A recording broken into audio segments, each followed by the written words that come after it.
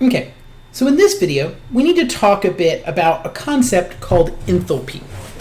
So enthalpy is going to be, there we go. We give it this symbol H. And what enthalpy, so we spell it enthalpy. So let's say you were to Google enthalpy. What would you find? You would find, or whatever search you use, it's going to be, so the enthalpy of a system.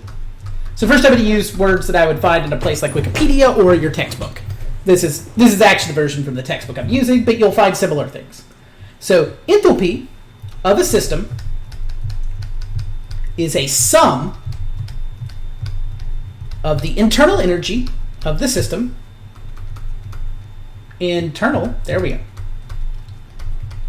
Energy of the system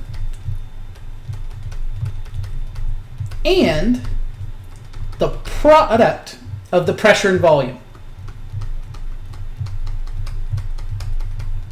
And then we can write this out as an equation. Pressure and volume. And I think initially it sounds a little weird. So let's talk about why it is. So at first it'd be like, wait, this enthalpy thing, it's related to energy. I've heard that before. But also it's got this pressure volume thing. Why? Why is that there? At least it's a question I had when I learned it. So what the pressure volume portion is saying is your object to exist, so whatever system you're working with, it takes up space. So for example, if you have a set of water that's in a cup, it had to displace the air that was there before it. So when I pour the water in, the air leaves. It doesn't just stay inside the cup. It takes work to move the air out of the way. And the pressure times the volume represents the amount of work my system had to do to let itself be there, to move the air out of the way, or other things there. So that's why there's this PV term there. And then E is our internal energy. We use it a lot in systems that are at constant pressure. It's convenient. So it's got some good relationships at that are really helpful for us. Specifically, when we do chemical reactions, if they are at constant pressure, that's the only time the statement I'm about to make is true. If they are at a constant pressure, then the following is true. The enthalpy change for the reaction is equal to the heat. And we put this little P here, which means constant pressure heat. So in general, delta H and delta E are usually similar. The times when that's not going to be true will be reactions where, let's say you make a whole bunch of gas. So if you do a chemical reaction and it has a gas as a product, well, that gas is going to do work, right? Because it's going to take up new volume and it's going to have to do stuff. But in a lot of cases, we're not going to create a bunch of gas in our reaction, and so we're not going to change pressures and volumes significantly in any way. So we don't have to worry about that portion of it. We're usually going to have our H and E pretty similar with what we're working with. So enthalpy is going to be what we use to keep track of how much energy is in our system. So it's a good way of keeping track in a chemical reaction. Does the chemical reaction release energy to the surroundings, or does it absorb it? So what does that look like, and how do we talk about it? So I need to clear this slide because I have a problem on the next one I want to use. So we mentioned a few videos ago that we have exothermic and endothermic processes. And that's related to do things gain or lose energy. So it's exothermic means that delta H is less than 0, aka it's negative. What's happening then is the system is releasing energy. What that means is, let's say the reaction is something that happens in water. So some compounds, when you dissolve in water, they are either exo or endothermic. So we have some water, and we add a powder to it, and let's say that the powder dissolving, so delta H of dissolving in this case, so the reaction is this thing resolves, the enthalpy for that is less than 0. What that means is the chemical reaction we're going through is we start here and we end up down here. So this change is negative. So this was the start. So that's when it's a solid. And this is the end when it's dissolved. So when it did that, it released energy. That released energy is going to be absorbed by the water. And what we just learned about Q equals MC delta T, if the water is absorbing energy, it's going to get hot. So our container is going to feel hot. So for example, you take some hot hands, and if you don't know what these are, like they're things that you like break or something, you do something and it takes two compounds, mixes them together, and when it does that, it's an exothermic reaction. So what happens is the thing you put in your hand gets hot by you had two separate chemicals, and I don't know exactly the chemical components of hot hands. Maybe there's some proprietary stuff in there that makes it work better. But in general, you're breaking a seal that traps two compounds separate from each other, and you mix them together. And when they do that, they're going to start reacting and release energy. And hey, I've got this nice thing that gets hot without electricity. So it's nice when like the power goes out, and maybe our lizard is cold-blooded and needs to be warm, and so we have some just in case we can put with her. But we have to be careful. We don't want to burn her. But if it gets cold, we don't want to make sure she's okay. So yay, hot hands to make it so I can take care of my lizard when it is not hot out, when the power goes out. So temporary solution, not a good long-term solution, obviously.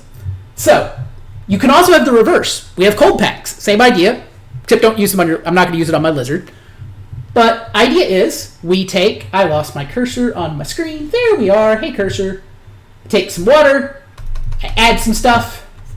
This, on the other hand, has an enthalpy change when dissolving of being greater than 0. That means, when I think of my picture, I was about to draw the wrong one. It is going to end up, so our change is positive here. So the left is the beginning, the right is the end.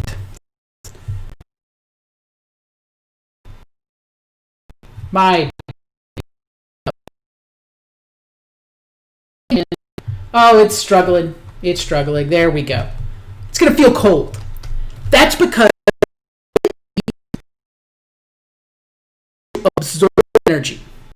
And when it's absorbing that energy, that's going to cause it to... So as it's absorbing the energy, it has to get it from somewhere. So it pulls it from the water. And that makes the water feel cold.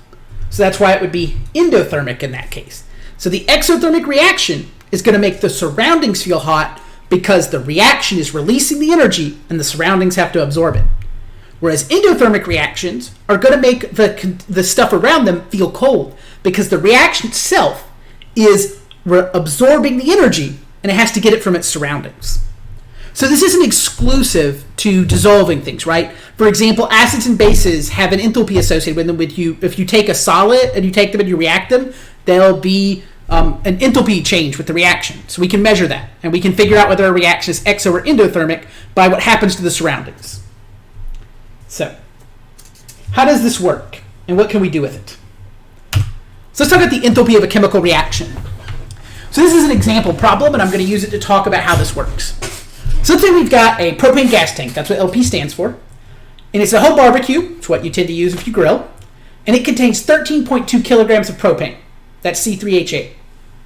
We want to calculate the heat associated with the complete combustion of all the propane in the tank.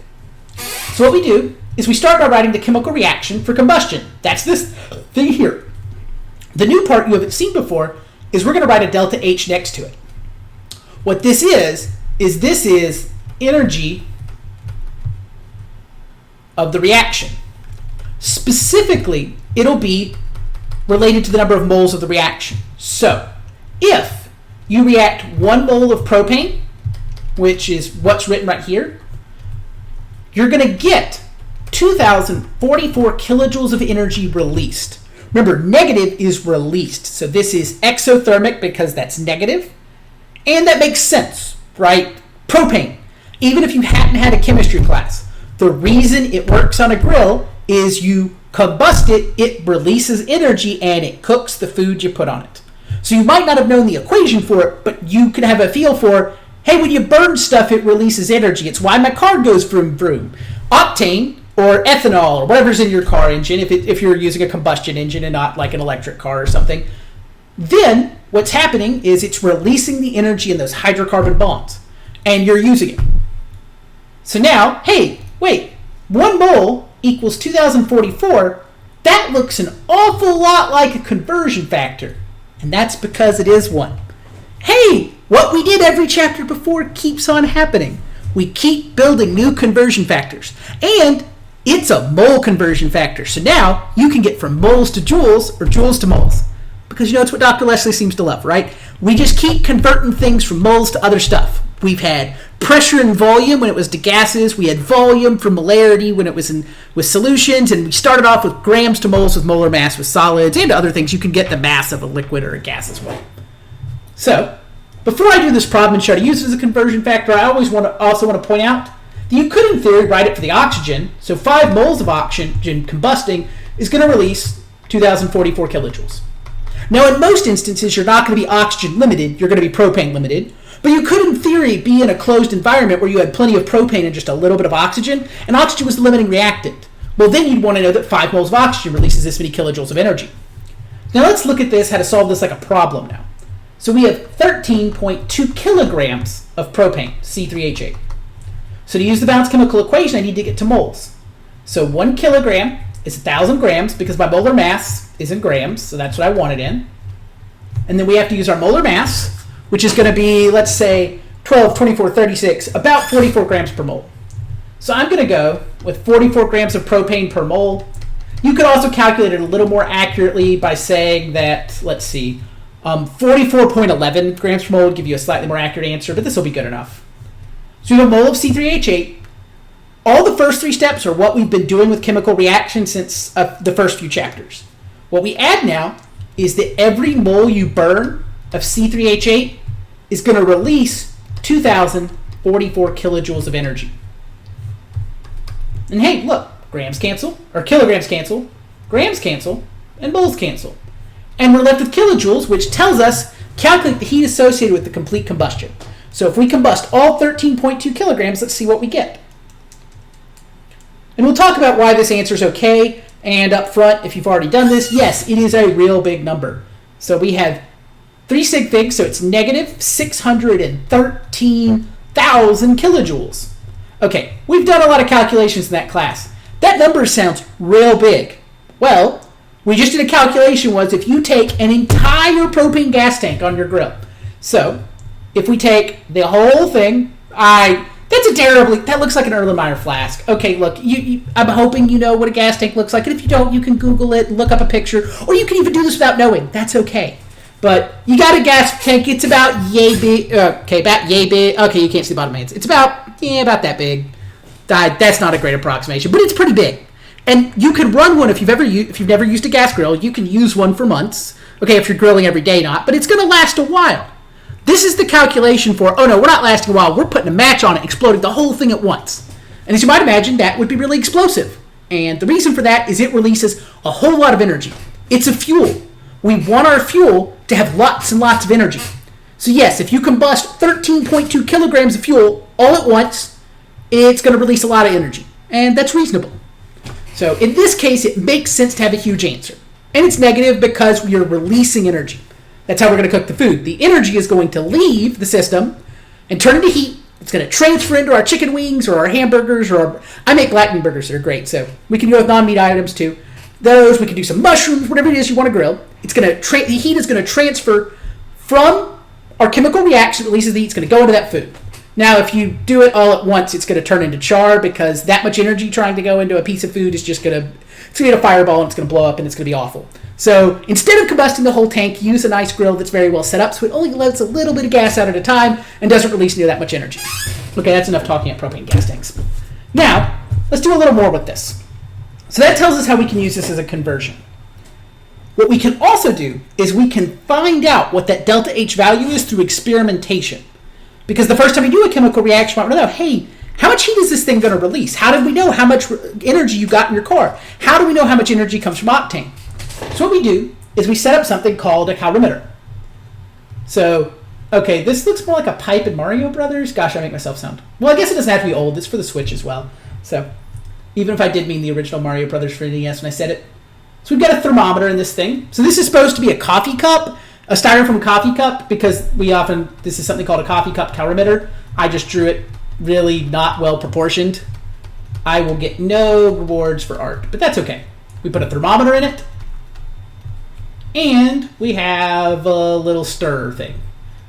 And what we do is we do the reaction inside this coffee cup, and we have a seal on it to try to keep stuff from getting out. And what's going to happen is we're going to do a chemical reaction here. So, chemical reaction. It'll probably be in water. And this thermometer is going to check the temperature change of that water. So it's going to start at one temperature, then we put our compound in, then we close the cup, we stir it up, and then it either heats up or cools down. And we're going to watch that through the temperature change in the thermometer. And we're going to use the temperature change to figure out what's the enthalpy change for the reaction we just did in there. So what this looks like is, remember we said Q system equals negative Q surroundings. So in this case, our system is going to be the reaction itself, which when we say reaction, we'll many times abbreviate it RXN. And the surroundings is going to be our calorimeter. It's going to be the water in the calorimeter, as well as technically the calorimeter itself. So you can actually do a calculation where you figure out how much heat does the calorimeter, water plus the styrofoam around it, absorb. So what we get is what do we want to know about the Q of this system, about our reaction. So our Q reaction is going to be equal to the negative mass of our solution. So let's say we're doing one where we're just worried about the water plus stuff dissolved solution. We're going to have the specific heat of our solution. We're going to assume that it's not going to affect that the coffee cup is well made and it's a good insulator and it's not changing a lot. And then the delta T change for the solution. So you're going to measure that really well, and then you're going to get a value for Q reaction. So Q reaction is going to equal some number, and the reason for that is you're going to be able to find out the mass really easily. We're going to give you some information that says you should be able to figure out the specific heat of the solution. In most cases, you're going to assume if it's water, then it's not going to change a whole lot. So you're just going to use the specific heat of water, and then you're going to measure the temperature change. This comes from the thermometer. So when you do that, you get a number. And what we know is the delta H of our reaction is going to equal Q reaction. So you can get it from taking some number and just saying, hey, look, that's delta H of reaction. That's the enthalpy change for the reaction. Now this worked because we are working at constant pressure. So in the coffee cup, it's connected with the outside air, even though it's got that little seal on top. We don't expect to make a whole bunch of gas. This type of calorimeter is used for a constant pressure reaction. What that means is if you don't make new gas molecules, it stays about the same. So pressure won't change, so we can just say delta H reaction equals Q reaction. There's more you have to do if pressure is going to change, and we're not going to be covering that in this video. Now, this gives you the delta H reaction of your specific reaction. So let's say you dissolve 20 grams. It's the delta H of 20 grams. That number is not that useful to people. I don't want to have to look up in a table for, wait, what's the delta H of 14.2 grams? Okay, it's that. Somebody did that experiment. Because then you're going to go, well, no one did 14.3 grams. They only told me 14.2. So what we do is we instead write the number per mole instead. So right now, let's say that you did something and you found, so this is just some sample reaction. Let's say you got, for this reaction, I got 350 joules. Yay! But I want to know what it is if, and let's say, and we used 0.20 moles of our reactant. Well, then I can take my 350 joules and divide it by 0.20 moles. And I can almost do that in my head, but maybe, let me make my, there we go. That way I don't hide the answer. So when you do that, you're going to get, this is equal to 1,750 joules per mole. So this is what you'll tend to report at the end, is what is it per mole. So you have to go to you would have to go to the information for your problem. You would have to look at, how many moles did I dissolve? And if you had it in grams, you'd have to convert it to moles first. You might also see it in many cases we convert these to kilojoules. So you might see 1.75 kilojoules per mole. That would also be acceptable. But you are rarely going to see the just joules number here because this is for 0.2 moles, not for a more generalized version of per mole. So you will usually have to do an extra step at the end. You find delta H of reaction is some number, and then you have to adjust it to, what is it per mole instead so that it's more generalizable and usable elsewhere. So let's use that idea to solve a problem. So I'm just going to leave my face away because I need more room here. Actually, I'm going to, and we can discard that. I need to make a little more room. So we're going to move this up. There we go. Now we have more room. The sound effect was necessary or it doesn't work. Maybe not. Maybe I'm just lying. So our problem. We have 1.25 grams of NH4NO3. We dissolve in enough water to make 25 milliliters of solution. The initial temperature is 25.8 degrees. The final temperature is 21.9 degrees. We want to calculate the delta H of reaction. We're given the reaction, and we're told a specific heat, and we're told a density. So now, I know that Q reaction is going to equal negative Q surroundings. And this is going to be for the solution. So that's my surroundings here. So I need to find Q solution first, and then I can use that to find Q reaction. So Q solution, there we go, and we'll do SOLN, that's a common abbreviation for it, is equal to the mass of the solution times the specific heat of the solution times the delta T for the solution. So let's take a look at what we know. We're told we have 25 milliliters. We're told the density is 1 gram per milliliter. That means if I take 25 milliliters, every milliliter equals 1 gram. So it's still 25 grams. I point this out because you might do a non-water solution. You might do something like ethanol. Then it wouldn't just be 1 to 1. So make sure you do the conversion and know how to, and don't just rely on, oh, the milliliters equal the grams, because that won't solve all problems. So we've got 25 grams. Then we have the specific heat. We're told it's 4.18 joules per grams degrees Celsius. We're then given a delta T. Our TF is 21.9 at the end, and it started at 25.8. So now we got to plug some numbers in. So 25 times 4.18 times the difference of 21.9 minus 25.8. And we're going to get that our Q solution is negative 407.55 joules. The grams of degrees Celsius canceled. I'm going to keep more sig figs. There's only going to be 3 in the final answer, but this is going to make sure I don't have a rounding error since I have to use the number so many times. So our solution cooled down, so it makes sense Q is negative. Now, Q, the heat change for the reaction is equal to the negative change for the surroundings. That means that Q reaction is going to be equal to positive 407.55 joules. That's because it is the negative of whatever we got, and since this was negative, this is going to be positive.